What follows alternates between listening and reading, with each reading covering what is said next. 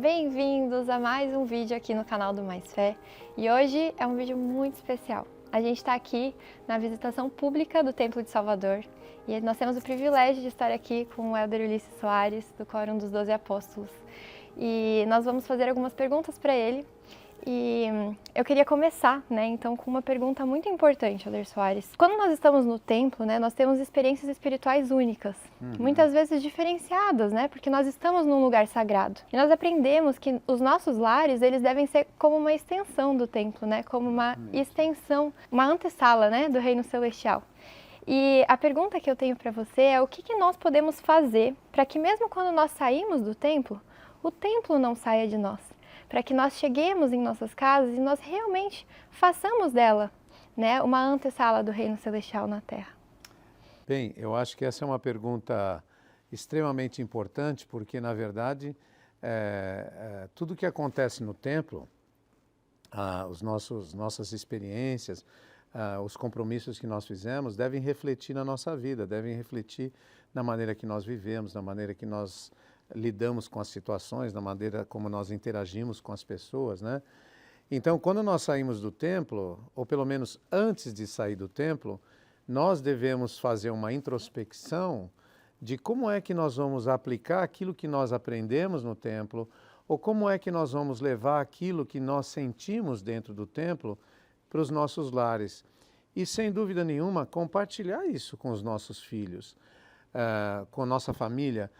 As experiências espirituais fortalecem o desejo de outros de fazerem as coisas que o Senhor nos pede para fazer.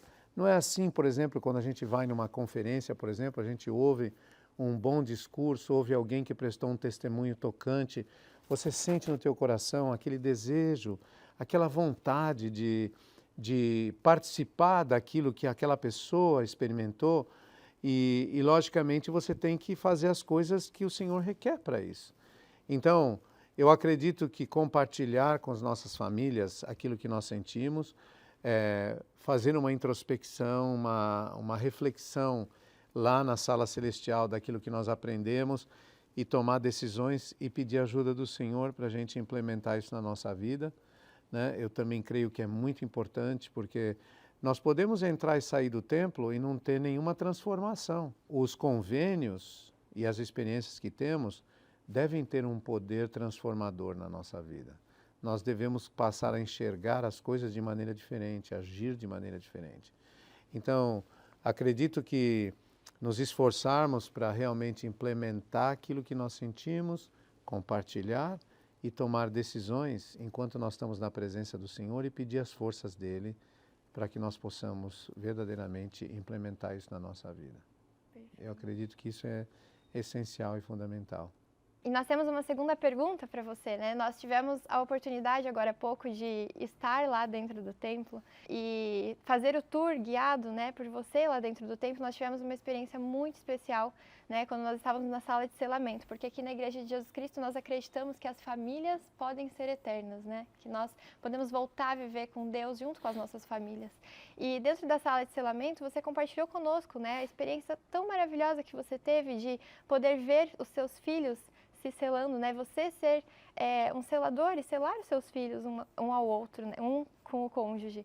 E a pergunta que nós temos é qual conselho que você poderia dar para os pais e mães que estão também preparando os seus filhos para poder fazer esses convênios, Nós sabemos que os pais e mães, hoje, eles têm um papel primordial, porque eles têm essa responsabilidade de trazer os filhos de Deus ao mundo. E qual conselho você poderia dar para que esses pais e mães possam guiar os seus filhos, O que eles podem fazer para poder ajudar os seus filhos a cumprirem com os convênios do templo? Bom, o Senhor revelou aí em Doutrina e Convênios que nós, os pais, temos a responsabilidade de criar nossos filhos em luz e verdade. Eu acho que começa aí a nossa ação, Nós temos que ensinar, tomar tempo para ensinar em luz e verdade, ensinar aquilo que é correto. E, claro, da maneira do Senhor, com amor, tentando persuadi-los a andar nesses caminhos. E a segunda coisa, eu acredito, é que nós temos que ter experiências espirituais dentro do nosso lar expor os nossos filhos a experiências espirituais para que eles possam sentir o valor daquilo que nós estamos dizendo. Eu acredito que às vezes nós confiamos demais nos líderes da igreja, depositamos toda a nossa confiança nos líderes, achando que eles têm a responsabilidade de ensinar os nossos filhos. Mas nós, como pais, nós temos que ajudá-los a sentir a presença de Deus na vida deles. E isso acontece dentro do nosso lar. Quando nós estudamos as Escrituras, nós precisamos ter uma experiência espiritual a estudar as Escrituras. Não é uma simples leitura, ou ajudá-los a compreender bem a doutrina de maneira clara, procurar ensiná-los com amor e de tal maneira em que o Senhor nos inspire a conduzir aquele estudo das Escrituras de uma maneira que possa tocar o coração dos nossos filhos. A mesma coisa a oração. A oração pode se tornar uma coisa mecânica na nossa vida, se a gente não tomar cuidado, né? Porque a oração tem que ser uma expressão de sentimentos. Então, quando nós nos ajoelhamos com nossos filhos, ou quando nós vamos almoçar ou jantar, nós temos que expressar aqueles sentimentos que vêm do coração, para os nossos filhos ouvirem, sentirem. Eles têm que perceber algo especial naquilo que nós estamos fazendo, naquele tipo de oração que nós estamos fazendo.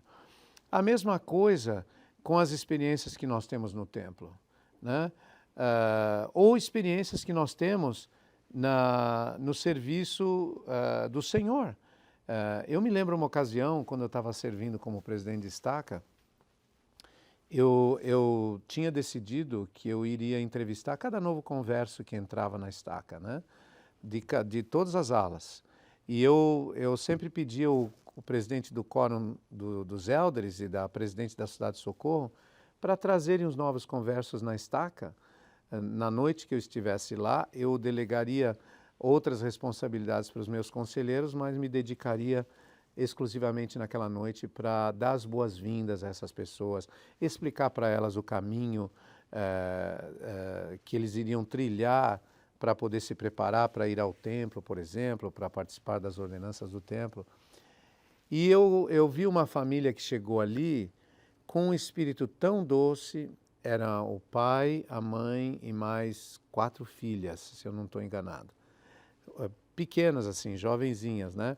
Eles abraçaram o Evangelho com tanto amor, tão desejosos, uma família muito simples, sem muitos recursos, mas abraçaram o Evangelho com tanto desejo, com tanto amor, e aquilo me tocou assim tão profundamente que eu cheguei em casa daquela noite na reunião e reuni meus filhos e contei para eles o sentimento que eu tive, né? Falei assim, eu me senti tão tocado de ver a humildade dessas pessoas, o desejo que eles têm de fazer as coisas do Senhor, abraçarem o Evangelho, obedecerem, enfim. Naquela noite, eu tenho 3 filhos, naquela noite pelo menos um dos filhos foi tocado por aquilo que eu mencionei ali. E a reação desse filho foi muito interessante.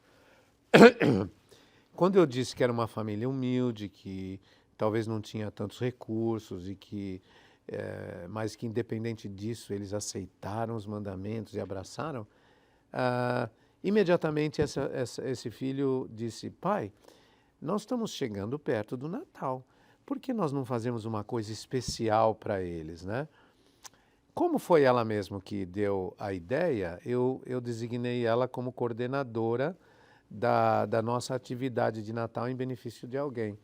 Ela deu basicamente designações para cada um da nossa família. Olha, você podia fazer isso, você podia fazer aquilo, você podia fazer aquilo. Então, cada um de nós preparou algo especial para dar para essa família. A gente às vezes subestima a capacidade dos nossos filhos e a inteligência deles de fazer as coisas. Essa nossa filha era jovenzinha, era pequena, mas ela foi tocada nesse dia por algo especial. E nós, como família, fizemos esse projeto e cada um de nós contribuiu com alguma coisa e levamos para aquela família. Quando nós chegamos lá na casa daquela família, que era uma casa muito simples, mas o que nós encontramos lá? Encontramos uma foto de Jesus Cristo na parede e as escrituras na mesa da cozinha.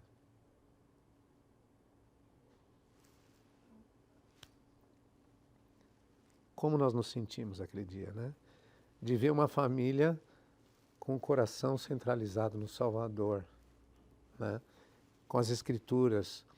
E nós tivemos um momento assim maravilhoso, né? Nunca nos sentimos tão perto de Jesus Cristo até aquele momento, ao conhecer uma família que estava iniciando a sua jornada no caminho do Evangelho. Essa família hoje, eles, depois de muitos anos, são super fiéis. O marido e a mulher servem na igreja, as filhas cresceram, se casaram, são fiéis, se casaram no templo, são fiéis ao Evangelho e têm produzido assim frutos e mais frutos e mais frutos. Aquilo, na verdade, trouxe na nossa família algo especial e nos tocou profundamente e criou ainda mais o desejo de a gente ser melhor. Esses tipos de experiências tocam a vida dos nossos filhos. Nós temos que expô-los a essas experiências, nós temos que ajudá-los a sentir alguma coisa, porque assim eles vão ser capazes de multiplicar isso na vida deles. Nem sempre eles vão fazer escolhas corretas a despeito do esforço dos pais, às vezes vão fazer escolhas erradas, mas aquela influência vai permanecer na vida deles e um dia, com certeza, isso vai voltar no coração deles e eles voltarão o coração deles para o Senhor, mesmo que eles tenham tomado algum caminho que talvez não seja o mais correto. Então, eu só posso dizer a todos que a experiência espiritual que nós temos dentro dos nossos lares, expor os nossos filhos a isso, ajudá-los a sentir alguma coisa, vai motivá-los a agir na direção do Salvador e vai fazer toda a diferença na vida deles, não só naquela fase da vida deles, mas para o resto da eternidade. Eu tenho certeza disso. Eu, às vezes, converso com alguns dos meus filhos sobre esta ou aquela experiência. Lembra daquilo, lembra daquilo? Eles lembram com muito, assim, sentimento de gratidão, com sentimento tenro, de lembrar de momentos como aquele. Coisas simples, né, que a gente pode fazer, compartilhar experiências, ser mais devoto nas nossas orações, buscar melhor o conhecimento das Escrituras e compartilhar com eles com mais amor, com mais carinho, né? São coisas pequenas que realmente fazem a diferença. O Senhor já disse que das coisas pequenas provêm as grandes, né? Se realizam grandes coisas das coisas pequenas. Agradecemos muito, muito mesmo. Você falou, né, sobre a importância de nós compartilharmos com os nossos filhos. E também é importante nós compartilharmos com os nossos amigos esse templo maravilhoso. Nós gostaríamos de pedir para o Senhor convidar as pessoas para vir ao templo, né? Com certeza. Meus caros amigos, nós queremos convidar todos vocês para virem aqui ao Templo de Salvador a partir desta sexta-feira. O templo estará com as portas abertas para todas as pessoas, membros e não membros. Convidem as pessoas, ele estará aberto até o dia 7 de setembro, de segunda a sexta, nos horários regulares durante o dia. Só não estará aberto aos domingos devido às nossas reuniões dominicais, mas esperamos que vocês possam vir, convidar seus amigos, seus vizinhos, seus parentes, e terem uma experiência doce dentro do templo e conhecer um pouco mais do plano que Deus tem para todos os seus filhos e a alegria eterna que Ele deseja proporcionar para todos nós. Então, venham ao templo, tragam seus amigos, vocês vão sentir algo especial aqui no Templo de Salvador. Sejam muito bem-vindos.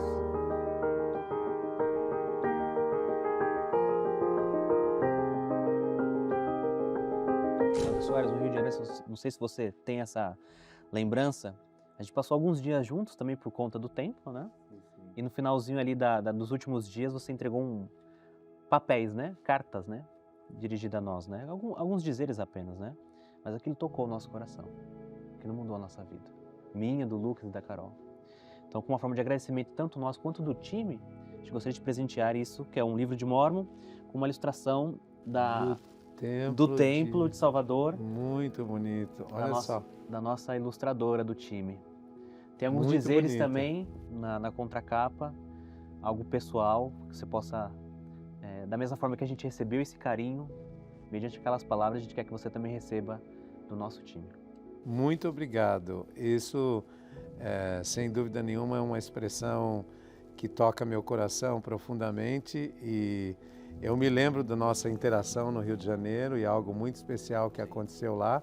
Eu fiquei muito impressionado com o trabalho que vocês fazem, com o esforço que vocês fazem para promover a verdade, para promover a luz do Salvador. Eu fiquei profundamente tocado naquela ocasião, eu não conhecia vocês, foi a primeira vez que eu interagi com vocês. Eu fiquei muito agradecido e fui motivado a fazer uma pequena cartinha de agradecimento só para dizer para vocês o quanto eu admiro o trabalho de vocês. Isso aqui vai ter um lugar especial não só na minha biblioteca, mas no meu coração, com certeza. Muito obrigado. Nós Muito obrigado mesmo. Agradecemos. Aquilo mudou realmente a nossa vida. Que bom. E nós amamos muito você. Nós somos muito gratos pelo seu discipulado, pelo Senhor nos ensinar tantas coisas. Eu também amo muito vocês. Muito obrigado por tudo. Que privilégio.